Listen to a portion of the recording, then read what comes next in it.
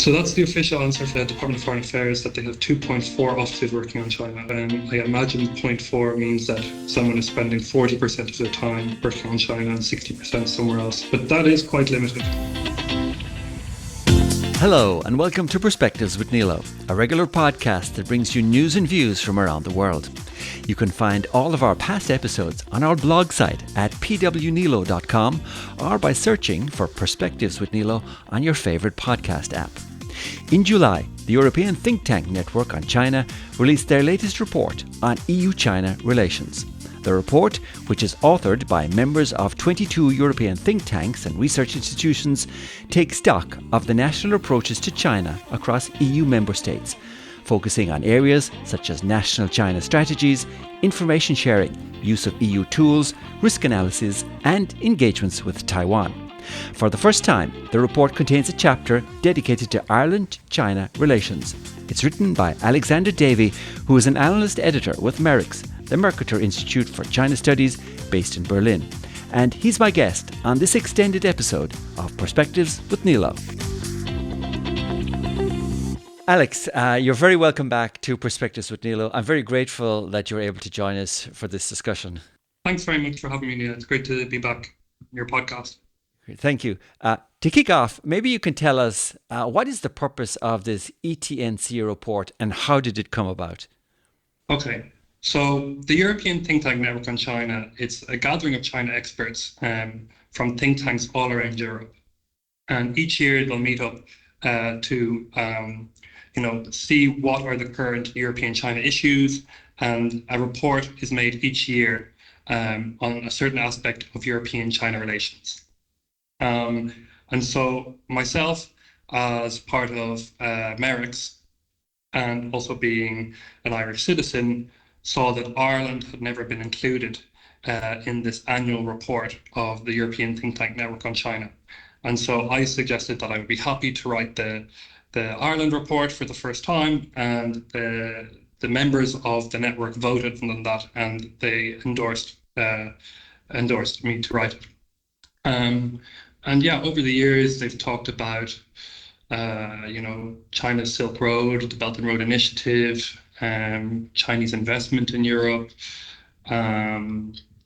Europe in the face of US-China rivalry. And so this year, we kind of went back to square one and went about the approaches of European countries towards China, and including the EU. And that's basically what I wrote about in my chapter regarding Ireland. Okay, well, it'll be great to talk in more detail about the chapter on Ireland in maybe in a little bit. But first, as the report examines about 24 European countries and their relationships with China, maybe we can talk a little bit about the EU itself as a whole, because there is one chapter on the EU as a whole. What are the key takeaways in the report on how the EU position towards China has evolved? Well, I think to distill it down to its simplest is that in 2019, the EU took a position that China is a partner, competitor, and rival. They call this like a tripartite approach, or three different approaches where there are partners on certain issues, like climate change. They compete maybe on things like maybe high tech, like semiconductors, or things that are high up on the value chain, and then they compete maybe on the value system, there's maybe disagreement on that. And so, this year when Ursula von der Leyen, EU Commission President, spoke at an event hosted by MERICS, she talked about how they're not dropping this tripartite approach, but that there's more weight towards the competitor and rival aspect. There is still space for cooperating on issues related to environment, climate change, and that is very crucial because this is not something where, if other countries go it alone and some countries are working on it, it doesn't work. But she also brought in this term de-risking, and this was brought in as an alternative from decoupling. So the rhetoric of decoupling that you had from the US in the Trump years.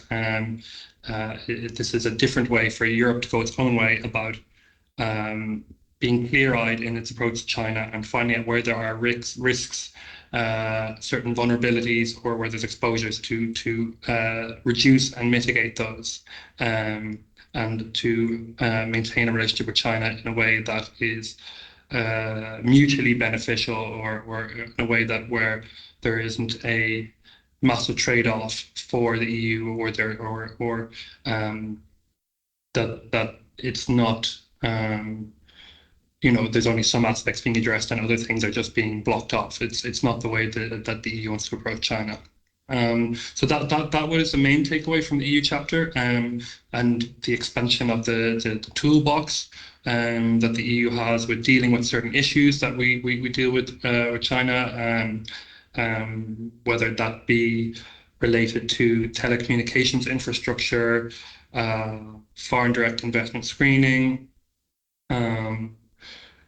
looking for a level playing field, with access to China's market and China's access to the EU market.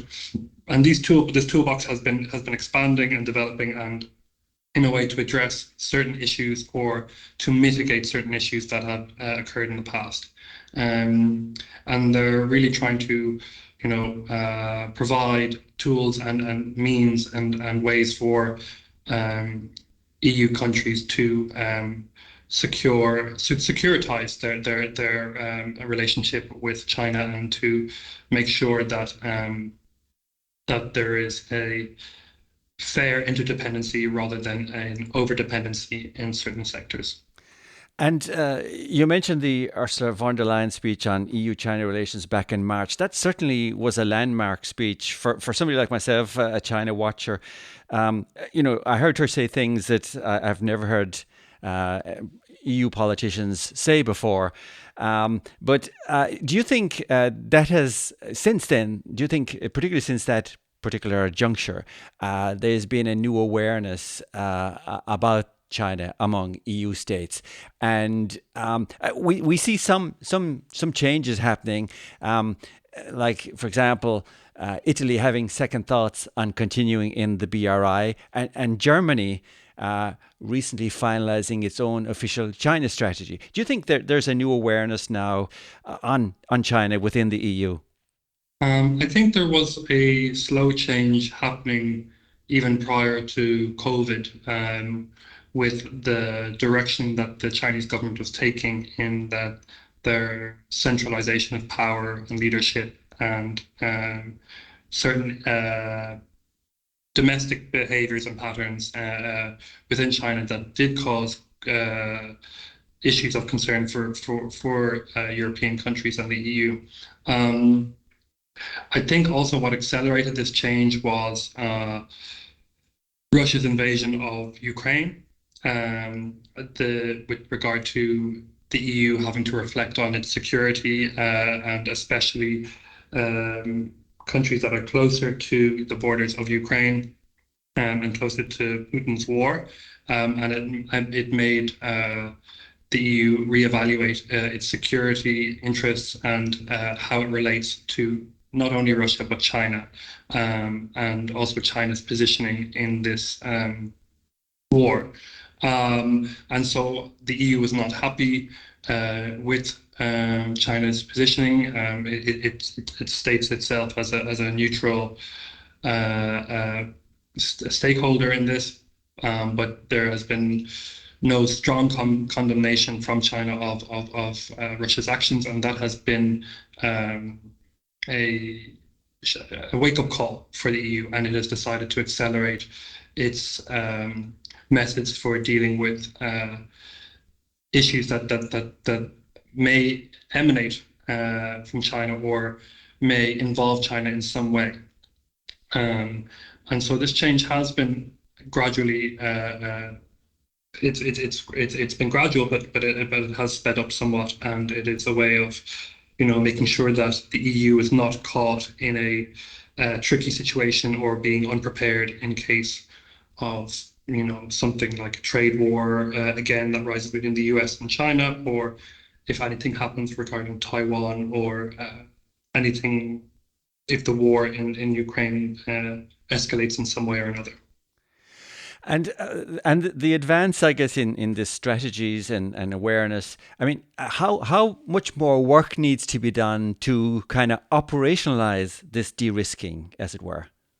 Yeah, I think the contours of what de-risking means are being shaped right now, and there is somewhat of a narrative battle taking place within the EU, but in the US and in China, defining what that means. And in some senses, the US has appropriated this term because decoupling in this globalized world is just simply unimaginable because there's such strong interlinkages between the US and China, and so it's an interesting seeing that the US taking on this wording, but also for the Chinese to also decide what it means, and for them to argue, that de-risking means strategic autonomy. It means de-risking from being too dependent on the US.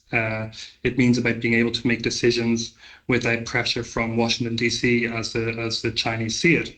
So there's a narrative battle of what that means, but there's also discomfort from China of how this term is being described, or showing that China is creating challenges for the EU, and especially with China's economy in a very precarious position right now, or a position of uncertainty.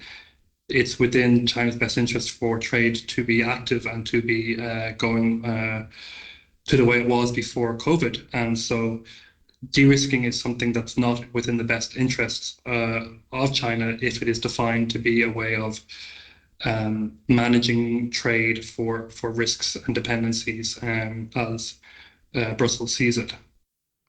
Ursula von der Leyen, in her speech back in March, also on EU-China relations, she talked about how China has been ramping up trade coercion. What did she mean by that, and what is the mechanism involved there? I think when Ursula von der Leyen was referring to trade coercion, I think she may have specifically been pointing towards the case with Lithuania.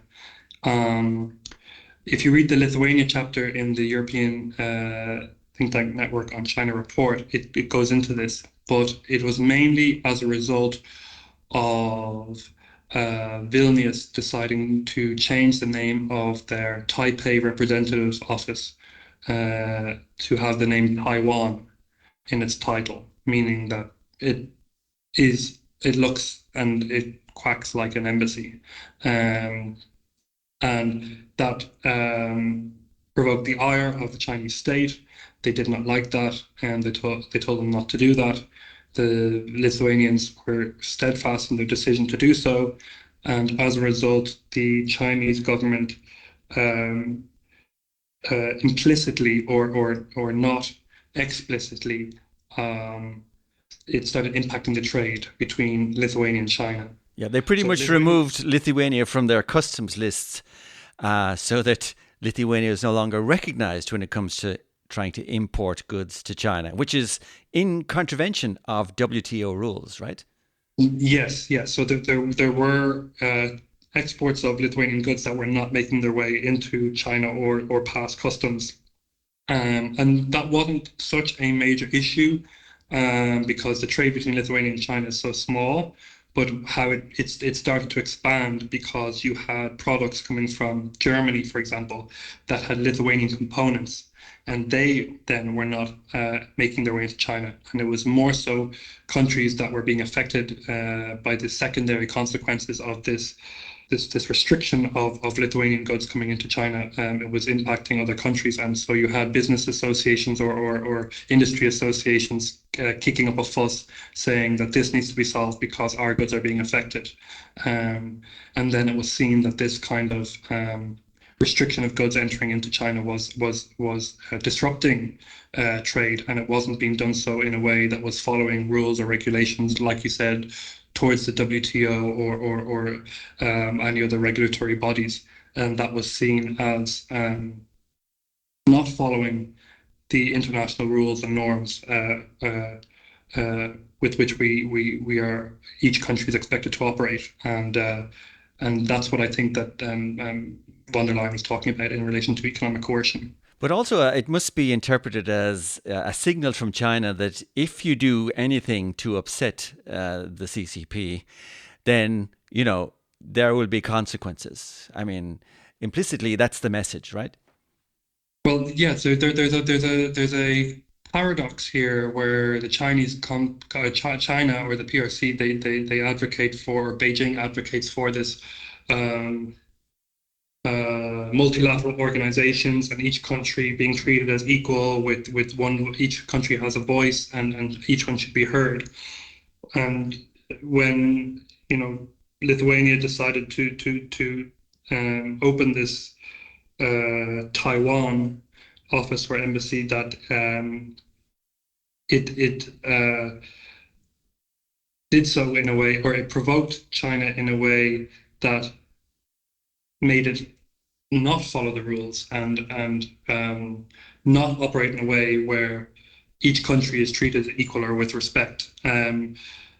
Again, the Chinese would argue that Lithuania had disrespected them and not respecting the one China principle. But I think that if that was the case, or if they did do so, they should have gone along formal routes to deal with that dispute, rather than using coercive and non-explicit methods to injure Lithuanian and the trade of other European countries towards China. There's a very interesting graph in the report that shows how important China is for European countries and what they focus on. It shows how different countries in the EU view China, whether it's in terms of political relevance or how they look at this concept of de-risking. It would take an awful long time to talk about all of them. So maybe we can just take a deeper dive into Ireland. So you're the author of the chapter on Ireland. The title of the chapter is From Dragging Its Feet to Breaking into a Sprint. Can you tell us what you meant by that title and in terms of what it means for Ireland-China relations? Yes. So from my research and digging through documents, both from the Irish side and the Chinese side, and the research that came up to me was that Ireland, like many European countries, has over the years increased its relations with China, and it has tried to maximize opportunities. And now it is maybe more so trying to minimize risks. And so when I say from dragging its feet to breaking into a sprint, I see it as Ireland was a passive recipient of EU-China policy, meaning that they were taking on or acknowledging EU directives or suggestions and implementing them, but not actively doing so. And they have transferred towards a active recipient of policy of EU-China policy, where certain tools like the foreign direct investment screening and the 5G toolbox and issue tools to mitigate risks are now being implemented more readily, but still in a way. Yeah, and Alex, what do you think caused that transformation or change in attitude in Ireland? Well, so in the last couple of years, I point out three major incidents that were a shock to the Irish government. The first one is the 3-year exit ban placed on businessman Richard O'Halloran while he was in China to solve a business dispute between his employer, an aircraft leasing firm, and Chinese stakeholders who invested in this company. So he was in China for 3 years, and the Irish government had to advocate for his release again and again. And eventually he was able to return home to Ireland. But this was worrying because Ireland is a country that tries to present itself as open to business and being quite business friendly, and the Irish government promotes this. The second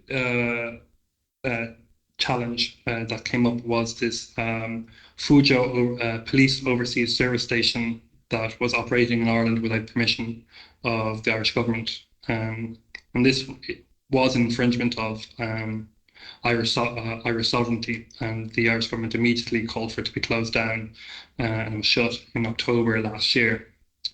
And a third challenge was the Immigration Investor Program, which was a program that where investors wealthy investors could invest in receiving a visa for permanent residency, which could eventually lead to Irish citizenship. And the issue with this was that 94% of applicants, or over 1,500 of the more than 1,600 applicants, were Chinese nationals. So the Irish government was making a lot of money from this, but there was a lot of pressure from the EU, and they spoke about the negative implications of such a program, and eventually the Irish government closed it down or ended the program. Yeah, and it also came under criticism from human rights organizations, and, for example, the Committee for Freedom in Hong Kong Foundation criticized it for giving. I think they called it the financial Euro Disney for Chinese millionaires was how they called it. Yeah, the information on this investor program isn't. It's limited. We just know that it was very popular among Chinese nationals, and that there was a lot of these smaller companies springing up to advocate or to promote this opportunity. And what was happening behind the scenes, who knows? But it was extremely popular, and it brought in a lot of money to the Irish government, and there was investments in sports facilities and social housing projects and whatnot. But ultimately, it was one of these three items you're mentioning that caused Ireland to change its view of maybe how it should be interacting with China. I think so, and I think that it comes from a post global financial crash, where Ireland was trying to present itself as open for business and trying to generate business, and I think that this mindset or this approach in some ways did catch up with them, because there was starting to unintended consequences were starting to arise as a result of that, and especially with Ireland's relationship to China. And I think if you had something like the foreign direct investment screening, or if you had certain tools, the issue of like the aviation leasing firms, operating in Ireland, perhaps there would be greater due diligence on these companies setting up and what they're doing and what their business model is and their funding model, and perhaps something like that might have been avoided if these kind of tools were in place prior. Right, but Ireland has been, as you say, presenting itself as a very business-friendly country, and in terms of China, it has been, in your report you mentioned, it's been presenting itself as the gateway to Europe. What kind of things has it been doing to give that image to China? Well, it's in terms of Ireland's economic model of being a country that looks for foreign direct investment, and so it mainly alludes to Chinese companies who want to set up their European headquarters in Ireland, the same way that American multinationals have done and continue to do so. And so you have had Chinese companies over the years set up, from Huawei to Wuxi Biologics up in the Dundalk, I think, and then you have Pinduoduo, which is like the competitor to Alibaba or AliExpress, about e-commerce. They've moved some operations to Dublin and TikTok as well. And so this is within the remit of the IDA for attracting foreign direct investment, and they've been quite successful in doing so. But what that means, or what the implications of doing so are not entirely clear, and usually it's more about attracting investment, creating Irish jobs, which is to support, a government in power that does that is of course going to be extremely popular, and so it's been trying to do that while doing that towards other countries as well. Yeah, but Ireland has been fairly successful, it would appear, in terms of attracting these Chinese businesses to come and set up in Ireland. And you share some of the statistics in your report in terms of the level of trade between Ireland and China. And in fact, I think you say Ireland is the only European state to have a positive trade surplus with China. Yes. Yes, and that's usually a surprising fact for people to hear.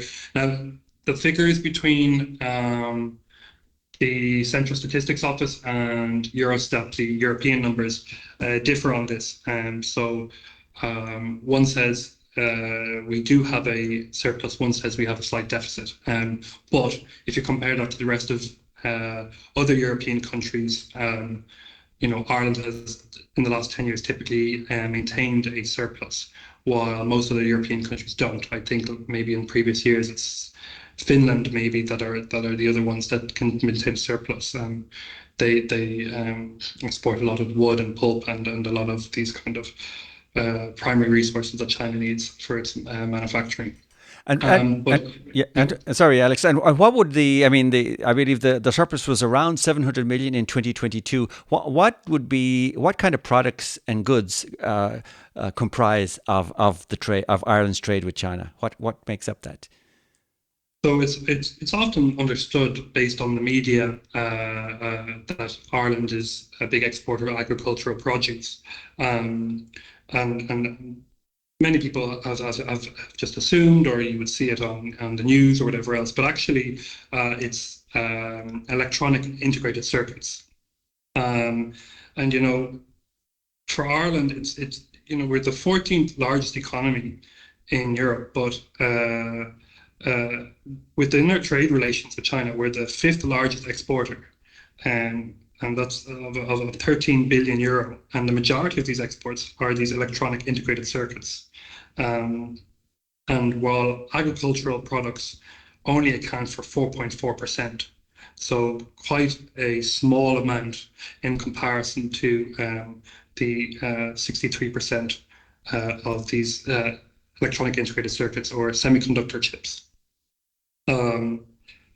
Yeah, and so this is kind of something that I dug up in my research and in the data, and I was kind of shocked, and I wasn't sure if I had seen things correctly, but this does seem to be the case. This is something that is linked to Ireland having a semiconductor industry set up from the 70s, and the largest player there being Intel. And what it does look like is that you have smaller semiconductor companies in Ireland, but Intel being the massive one in Leixlip. And how semiconductor companies or factories work is that they have a front-end fabrication plant and a back-end plant.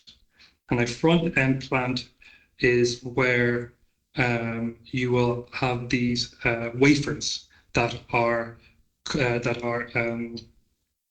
produced in a very complex manner, in a way that's where the intellectual property of doing so is highly valuable.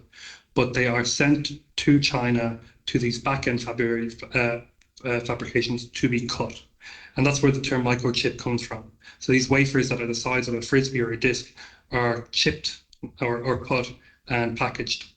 And this is what the main aspect of this trade of export of goods from Ireland appears to be a within company and intra-company transfer of front end to back end of semiconductor chips within Intel.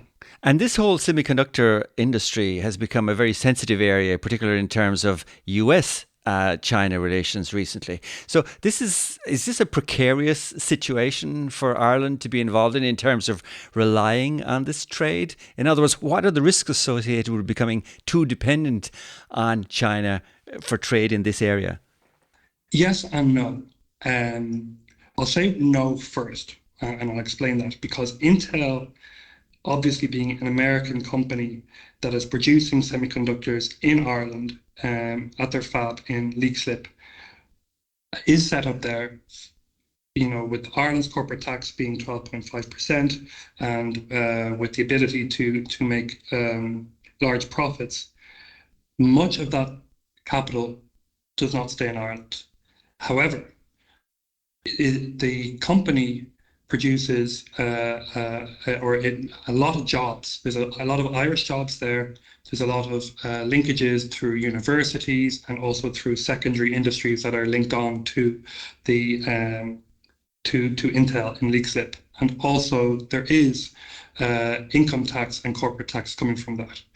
And if you have something like the US CHIPS Act that will limit US IP, limit US chips, certain chips going to China, or if China prevents certain chips from being imported to China, like these Micron, like happened to Micron recently, a type of chip actually that China is now getting close to or is able to produce itself.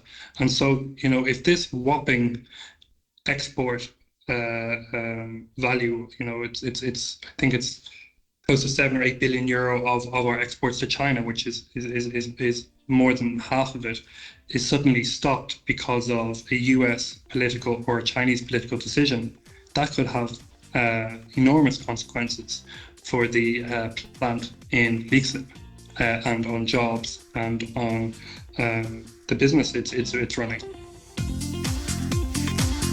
Just a quick reminder that you're listening to the Perspectives with Nilo podcast. And if you like what you're hearing, we'd really appreciate you taking a moment to like or follow us on your favourite podcast app. In this extended episode, I'm chatting with Alexander Davey from MERICS about his chapter on Ireland-China relations in the latest European think tank network on China report. Coming up, we talk about the absence of indicators of China competency in the Irish government, how Ireland's China policy measures up against the checklist of EU policy tools, and whether Ireland-China relations might change if Sinn Féin were to enter government after the next election.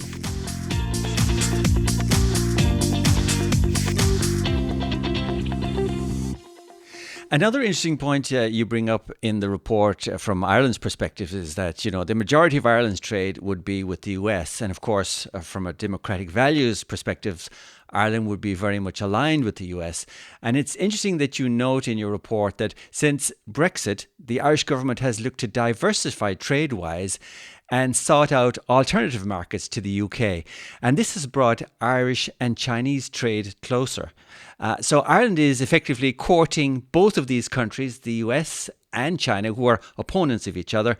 And can you talk a little bit more about this and what you perceive as the risks for Ireland in this approach? So this comes from the perspective or the approach of trying to maximize opportunities. And which is now, as I see it, as maximizing opportunities and now minimizing risks. And what it means is that, Micheál Martin will reject this idea of block building happening in the world and Europe being caught in the middle. He rejects this framing, but as I see it, that when you have American companies and Chinese companies operating in Ireland, and especially within the tech sector, and they are competitors with each other, but they're also national champions of these two countries, where they create a lot of revenue, they improve the country's soft power, they employ a lot of people.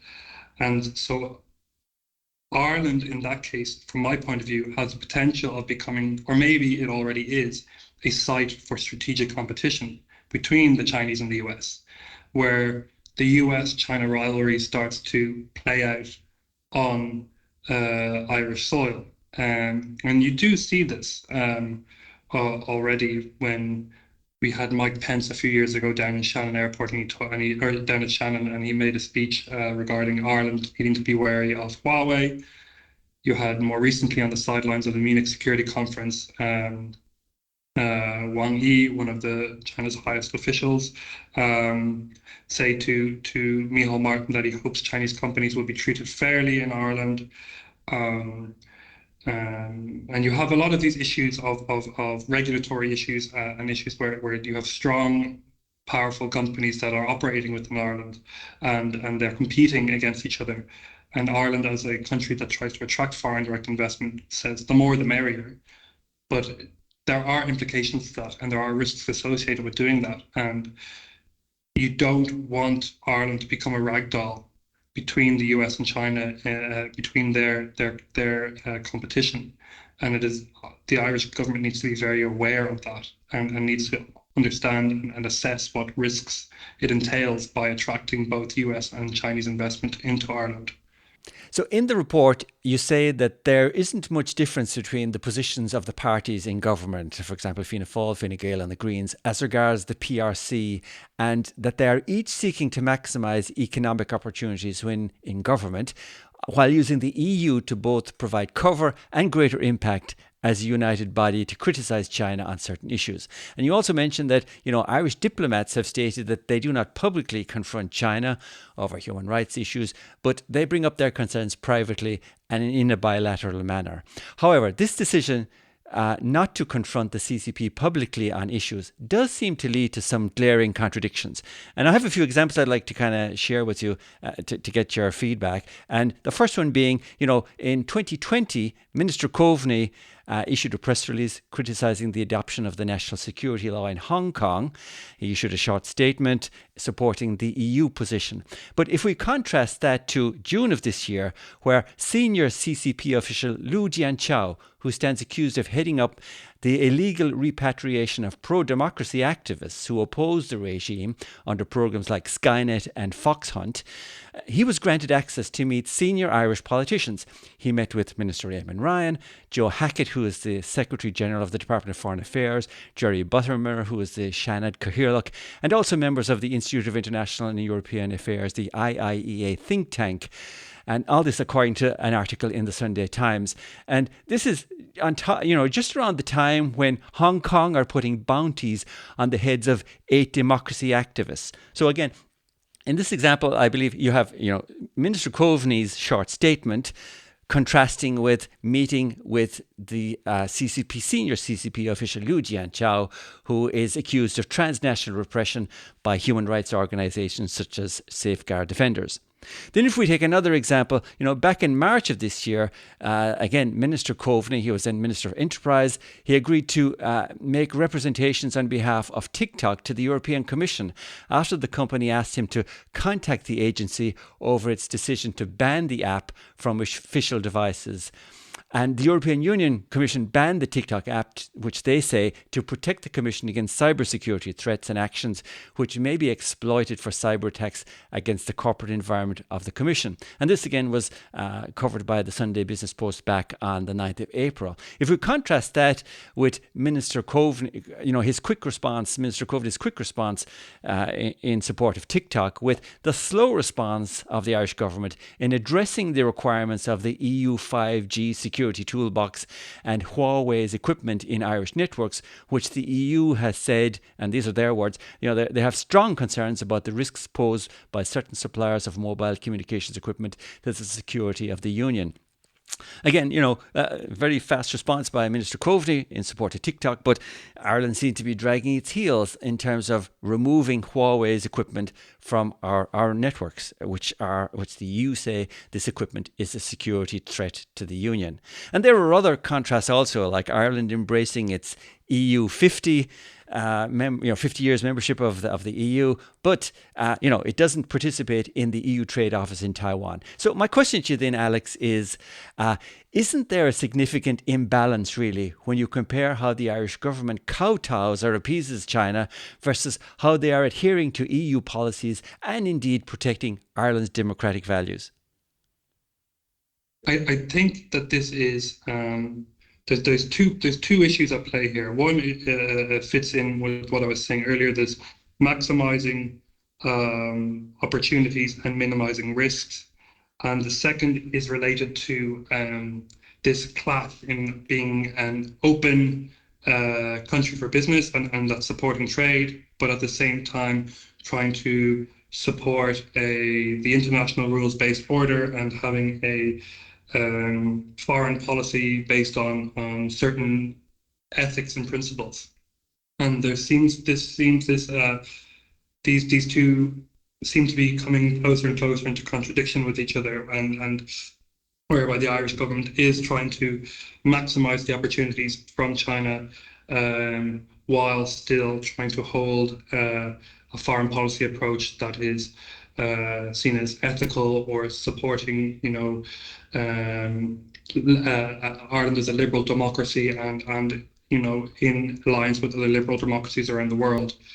And so when there is a meeting from this Communist Party member you mentioned, Liu Jichao, from the International Liaison Department, it is important that, for the Irish government to be prepped and to understand who they're meeting, why they're meeting, what their goals are, what are they looking to get from this, and also what the optics are. Like you said, that there have been allegations against this leading party member, but I suppose in this particular situation, as the leader of the International Liaison Department, they try and play a very low profile, and their mission is to cultivate relations. And I suppose in the situation where we've recently passed this Communications Act, Communication Regulation and Digital Hub Development Agency Act, where we must take measures about the supply of critical components by vendors considered high risk. And that would usually relate to Huawei operating within our telecommunication system. So that could perhaps point to a level of apprehension on the Chinese side about what the Irish government will or will not do now that this act is in place that gives the government power to remove critical components deemed high risk, and whether or not the Irish government decides that Huawei is a high risk vendor, and whether that is something of critical risk to Ireland's national security. But again, it's difficult to know that based on the limited information. But it is very interesting that someone so senior was brought to Ireland to discuss relations and to check in and see where things are and how Ireland stands. And that does show to me there is a worry of Ireland pivoting or maybe following von der Leyen's approach of de-risking, which seems to be causing anxiety on the Chinese side. You do mention in the report about an absence of indicators of China competency in the Irish government, which would lead to maybe not being able to consider all the implications of meeting with such a senior CCP figure.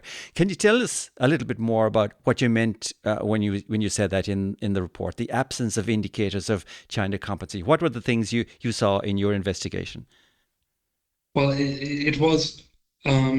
So, working on this report, I have looked at other countries, and I think for the listeners and for yourself, Neil, looking at countries like Sweden and the Netherlands, who have taken quite a wide range of actions to coordinate interdepartmentally or interministerially, also in a vertical way from central government to local government, and the ways in which that there has been an active effort, and there's also levels of competency within those countries with regards to China, and having expertise within in relation to China, but also training for civil servants, for diplomats, and also setting up institutions that can deal with potential issues like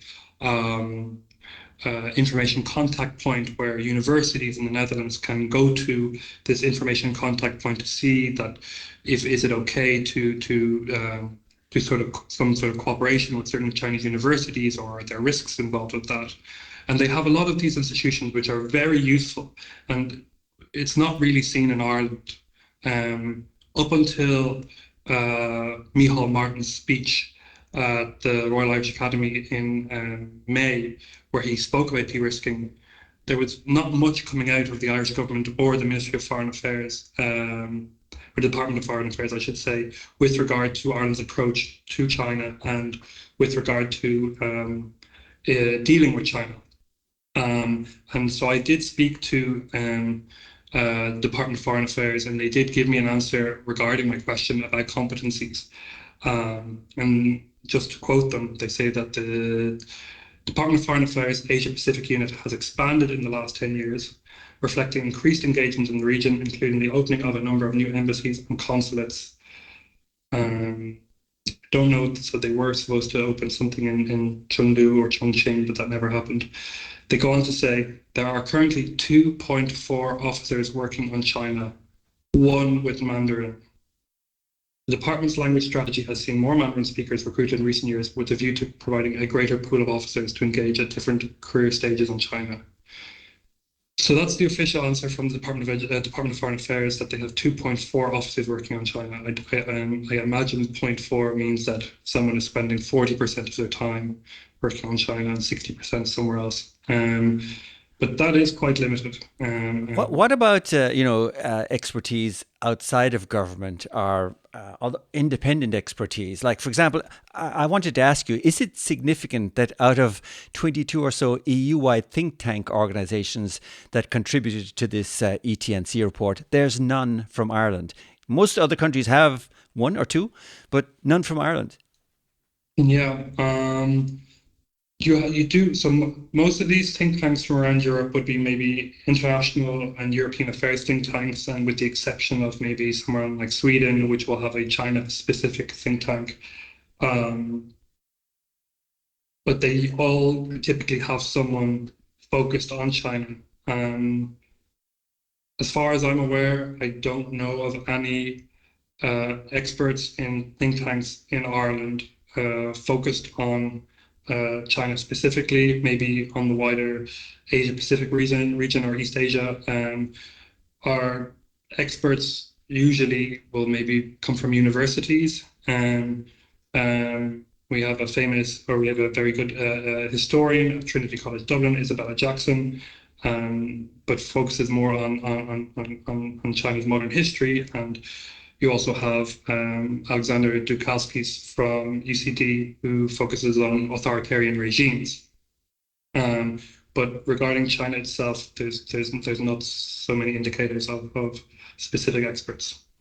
And the implications of that, then, I mean, the other thing you present in the report is a checklist of different EU policy tools. You mentioned these earlier, EU policy tools, benchmarking Ireland's China policy, and more than half of these, there's seven in total listed in your report. 4 out of 7 are not under consideration at all by the Irish government. Mm-hmm. Is this again lack of competency, or what do you put it down to? Are the Irish government in a state of denial, maybe? I don't know, to be honest. I think that part of it is, China may be seen as a range of many countries that Ireland has diplomatic relations with, and it's one of another number of countries that we need to manage relations with. It seems that there is perhaps based on what the Department of Foreign Affairs has said, that there is an increase in interest in dealing with that. But yeah, regarding this foreign direct investment screening mechanism, it's still, I think it's at a reading stage in the Shannon, and maybe going to be sent back to the Dáil. But there doesn't seem to be any issues. I've been reading what the issues that have been discussed, and I don't know why or not it hasn't been moved forward. Maybe that's an agenda issue related to the House of the Oireachtas. Regarding things like national contact points for knowledge security, which you have in other countries, or assessing of dependencies, that's quite important. You'll see a lot of other countries will assess their strategic dependencies on China, and when I was talking about the export of semiconductors from Ireland to China, and Micheál Martin talks about de-risking. To me, the elephant in the room is like, well, surely these semiconductors are and the massive export is something that we need to look at. How do we de-risk, or how do we prevent any potential fallout regarding US or China policy on the export of these electronic integrated circuits to China? And so I think that is crucial, especially since it's such a large chunk of our exports to China. Overall, then, I see analysts are saying that Europe has taken some big steps forward in reassessing the risks of doing business with Beijing. What does the future hold for Ireland, do you think? You outlined a number of considerations for the future in your report. Do you want to tell us a little bit about those? Sure. There has been a benefit of trade, or there has been a benefit for Ireland in trade with China. But it needs to be this interdependency. It needs to be assessed for potential risks, and we need to look at the potential of sudden political upheavals. Whether it's China's invasion or Russia's invasion of Ukraine, or potential invasion of Taiwan, or an inflection point in U.S.-China tensions. Ireland needs to look at its own economic security and see. What could happen if our trade with China and our relationships with FDI and our also investments in China would be affected by certain instances. And I think they can only do that if Ireland, the Irish government has better coordination, whether that's interministerially, vertically between central and local governments, or having a cross-sectoral coordination mechanism. And I think to back that up, bolstering China-related expertise and capacity in the civil service would very much benefit greatly from that, so that we know how to approach our dealings with China. So we know that we're speaking to someone from the International Liaison Department and what their background is, and we can also prevent future issues of Richard O'Halloran, being stuck in China, or overseas police overseas service station popping up without any permission. And I think we do need to do some work on ourselves and look at the risks and our approach to China to make sure that we're not exposed and that we're not going to be throttled in any way if there are certain global events that take place. Okay. There's constant speculation here about what a future government in Ireland might look like. Sinn Féin has been increasing in the polls in terms of popularity. How do you think Sinn Féin in government might affect the Ireland-China relationship? I think traditionally Sinn Féin, with its political roots relating to a kind of internationalist left-wing view of the world, would have very much aligned with China in many ways and have spoken out in favour of China. I haven't really followed recently what Sinn Féin's approach towards China is. I just remember a couple of years ago that an Irish Sinn Féin